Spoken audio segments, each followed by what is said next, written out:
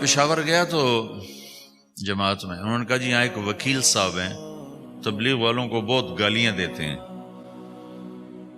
شکل دیکھتے ہی گالیاں دینا شروع کرتے ہیں، آپ کے علاقے کے؟ آپ کے علاقے کے؟ میں نے کہا اچھا ملاؤ۔ پشاور میں رہتا تھا، وکالت کرتا تھا، میرے علاقے کا میاں چنو ایک چھوٹا سا ٹاؤن ہے وہاں کا تھا، میں اس کے قریب تلمبا ایک چھوٹا سا ٹاؤن ہے میں وہاں۔ تو جب ہم ان کے دروازے پر گئے اور نوک کیا تو دروازہ کھلتے ہی انہوں نے وہی کام شروع کر دیا،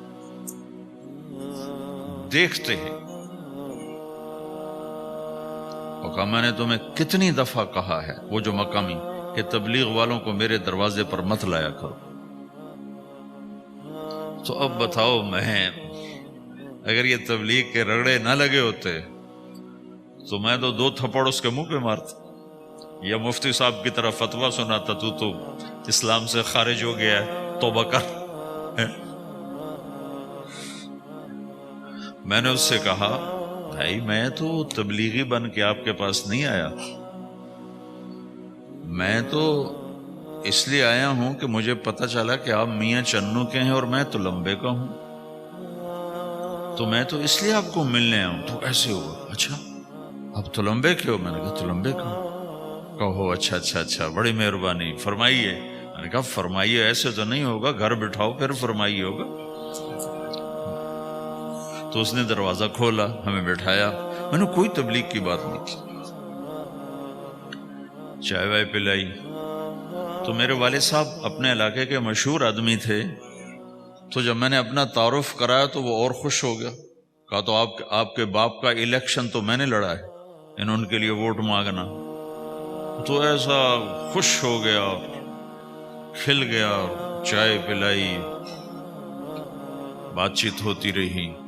تو اٹھتے ہوئے میں نے کہا فلاں مسجد میں ہماری جماعت آئی ہوئی، میں نے کہا چلو آپ کو بتا دوں۔ مغرب کے بیان میں وہ آیا ہوا تھا۔ پھر جتنے دن میں وہاں رہا وہ آتا رہا آتا رہا آتا رہا، میں واپس چلا گیا۔ بیچ میں کئی سال گزر گئے۔ لاہور کیولری گراؤنڈ ایک مشہور جگہ، وہاں میرا بیان تھا۔ جو کرکٹر آئے ہوئے تھے، ان کو ہم نئے سعید انور، انضمام، مشتاق، ان کو ہم قریب کر رہے تھے، اس وقت نئے نئے ان کو قریب کر رہے تھے، تو یہ لوگ آئے ہوئے تھے۔ تو بیان کے بعد ان کو لے کر ہم ایک کمرے میں بیٹھے، اس کمرے کی دیوار شیشے کی تھی، تو لوگ اندر آنے کی کوشش کر رہے تھے، تو ان پہرے والے ان کو روک رہے تھے۔ تو اس میں سے ایک آدمی منہ اوپر کر کے میری طرف سے اشارہ کرے، تو میں نے دیکھا تو ایک آدمی کی بڑی داڑھی، اور وہ مجھے ایسے ایسے اشارہ کر رہا ہے، میں نے نہیں پہچانا۔ تھوڑی دیر کے بعد میں نے غور سے دیکھا تو وہ وہی وکیل صاحب پشاور والے۔ میں نے کہا ان کو اندر بلاؤ، اندر بلاؤ۔ وہ اندر آئے تو میں اٹھ کے ملا، کہنے لگے یہ دیکھو، یہ تمہارا ایک گشت، میرا وقت بھی لگ چکا ہے، بدنوں کا چلہ لگا ہے، یا 3 چلے لگے ہیں۔ تو جو دیکھو نا، آپ میں سے کئی لوگ پھیری لگاتے ہیں، جس کو گجرا پھیری لگاتا ہوں، پھیری۔ میں پہلے سمجھا ہی نہیں، پھیری تو کہتے ہیں چھوٹے جہاز کو جو سمندر میں چلتا ہے، میں سمجھا یہ پھیری لگاتے ہیں، پھیری، اور وہ تو گجراتی میں پھیری کہتے ہیں پھیری کو۔ تو پہلے تو میں چکر کھاتا رہا کہ یہ کیا ہے پھیری، پھیری تو چھوٹے جہاز کو کہتے ہیں، چھوٹا بحری جہاز۔ تو پھر بعد میں کسی نے کہا کہ یہ چل پھر کے سودا بھیجا، اچھا اچھا، پھیری کو پھیری کہہ رہے ہیں، تم خدا کو خدا کر دیتے ہو، خدا کا شکر۔ ایک تو خدا لفظ ہی میں نے پہلے کہا تھا بولنے کا نہیں ہے، ایک اس کو خدا کو خدا کر دیتے ہو، خدا کی قسم۔ تو تم پھیری لگاتے لگاتے گاہک بنا لیتے ہو، نہیں بناتے ہو؟ پھیری لگاتے لگاتے تم اپنے گاہک بنا لیتے ہو۔ یہی تبلیغ کا کام ہے کہ پھیری لگاؤ، لوگوں کے در کھٹکھٹاؤ، کوئی لے گا کوئی نہیں لے گا۔ جو آپ لوگ پھیری لگاتے تو سارے آپ سے سودا لیتے ہیں؟ نہیں لیتے، کوئی لیتا ہے کوئی نہیں لیتا، لیکن آپ جاتے رہتے ہو، جاتے رہتے ہو، جاتے رہتے ہو، جاتے رہتے ہو، آہستہ آہستہ آپ اپنا اتنا کام کر لیتے ہو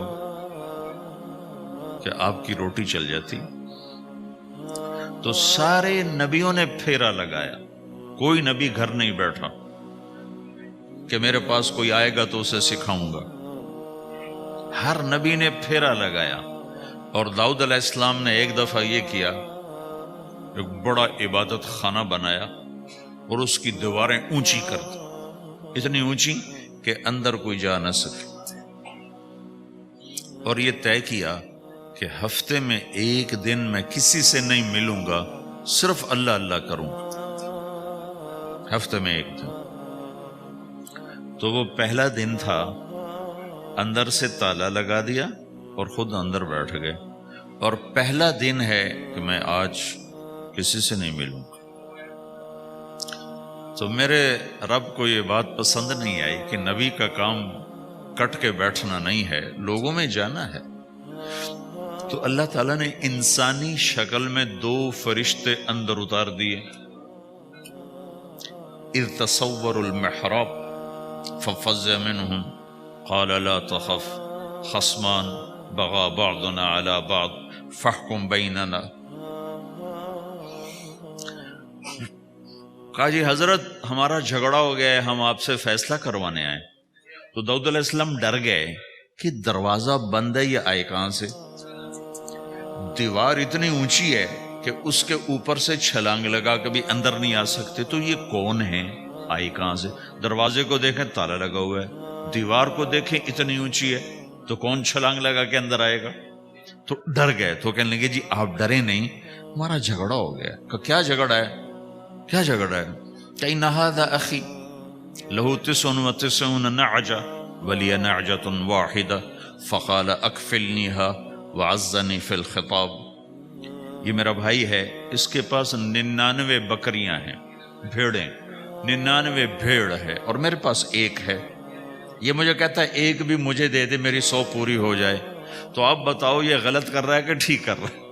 اب یہ فیصلہ تو آپ چھوٹے سے بچے سے بھی کروا سکتے ہو. نہیں، یہ تو لطیفہ سا بن گیا، داؤد علیہ السلام کے لیے لطیفہ بن گیا کہ ایک آدمی کہتا ہے جی میرے پاس 99 ہے، تیرے پاس ایک ہے، تو ایک مجھے دے دے، میری 100 ہو جائیں. تو داؤد علیہ السلام سوچ میں پڑ گئے یہ چکر کیا ہے.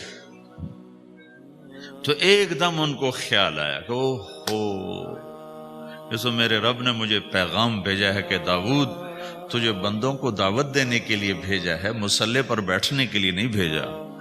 ہاں مصلی پر بیٹھنا ہے، اس کے لیے رات ہے. قم اللیل الا قلیلا نصفہ او انقص منہ قلیلا او زد علیہ ورتل القرآن ترتیلا. چل ومن اللیل فتہجد بہ نافلۃ لک عسیٰ ان یبعثک ربک مقاما محمودا. رات ہے، آ جاؤ. ان ناشئۃ اللیل ہی اشد وطئا واقوم قیلا. آجا آجا، رات بڑی مزے کی چیز ہے، تو اور میں تنہا. فإذا فرغت فانصب وإلی ربک فارغب. آ جاؤ. تتجافى جنوبهم عن المضاجع يدعون ربهم خوفا وطمعا ومما رزقناهم ينفقون. رات تیری میری، دن میرے بندوں کے لیے. نہیں بیٹھ سکتا، تسبیح پکڑ کے نہیں بیٹھ سکتے ہو.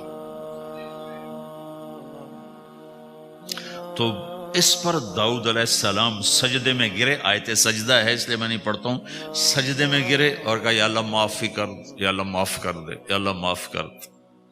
میں نے دروازے بند کر لیے، حالانکہ یہ میرے منصب کے خلاف تھا. اس پر اللہ سے معافی مانگی. تو چل کے جانا نبیوں کی صفت ہے، یہی ہماری صفت. اس امت کو یہ کام دیا گیا کہ یہ اوروں کے پاس جا کے اپنا سودا پیش کر، اپنوں کو بھی سنبھالے اور غیروں تک بھی پہنچے. نہیں سنتے پھر جاؤ، نہیں سنتے پھر جاؤ، کیونکہ دلوں کا پھیرنا اللہ کے ہاتھ میں ہے. تیرے ذمہ آواز لگانا ہے. اللہ تعالیٰ نے تقسیم کر دی. قم اللیل الا قلیلا، رات اللہ کے پاس آ جا. دن میں کیا کر، ان لک فی النہار سبحا طویلا، تیرا دن میں کام بہت زیادہ ہے. سبحا طویلا، دعوت کے کام کو تیرنے سے تشبیہ دی ہے. سبح تیرنے کو کہتے. اللہ کے نبی کا ایک گھوڑا تھا جس کا نام تھا سبحہ، میں نے بتایا تھا پہلے دن. وہ اتنا تیز چلتا تھا جیسے تیر رہی ہوگی، اس لیے اللہ کے نبی نے خود اس کا نام سبحہ رکھا تھا، تیرنے والا. تو تبلیغ کے کام کو تیرنے سے تشبیہ دی کہ آپ نے لمبا تیرنا ہے، اور مکے میں تو پانی کوئی نہیں، تو کہاں تیرنا ہے جی؟ سارے مکے میں پانی کا قطرہ کوئی نہیں زمزم کے کنویں کے سوا، تو تیرنا کہاں ہے؟ یہ اس دعوت کے کام کی بڑی خوبصورت تصویر ہے، سبحا طویلا۔ حالانکہ اللہ فرماتا ہے ان لک فی النہار شغلا طویلا عملا عظیما جہدا طویلا، لیکن سبحا طویلا۔ جو آدمی چل رہا ہوتا ہے اگر وہ بیٹھ جائے تو کوئی نقصان تو کوئی نہیں، گاڑی چلا رہا ہے کہیں گاڑی روک لے تو کوئی نقصان تو کوئی نہیں، تھوڑی دیر سے پہنچ جائے گا۔ کہیں گاڑی کھڑی کر کے کافی پینے لگ گیا تو کوئی مسئلہ تو کوئی نہیں ہے، آدھا گھنٹہ دیر سے گھر پہنچ جائے گا۔ تیرنے والا پانی میں اتر گیا، اب یہ رک سکتا ہے؟ کیوں بھائی؟ اگر یہ کافی پینے کا ارادہ کرے تو کہاں جائے گا؟ تو مچھلی کے پیٹ میں جائے گا۔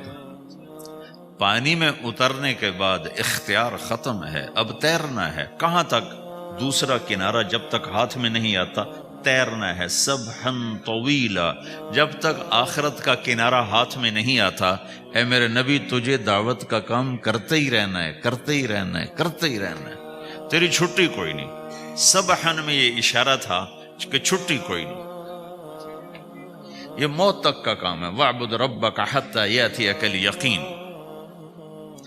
ہائے ہائے، جب یہ آیت اتری یا ایھا المدثر قم فانذر وربک فکبر، اے میرے محبوب اٹھ جا، اٹھ جا، میرا پیغام سنا، تو لیٹا ہوا ہے۔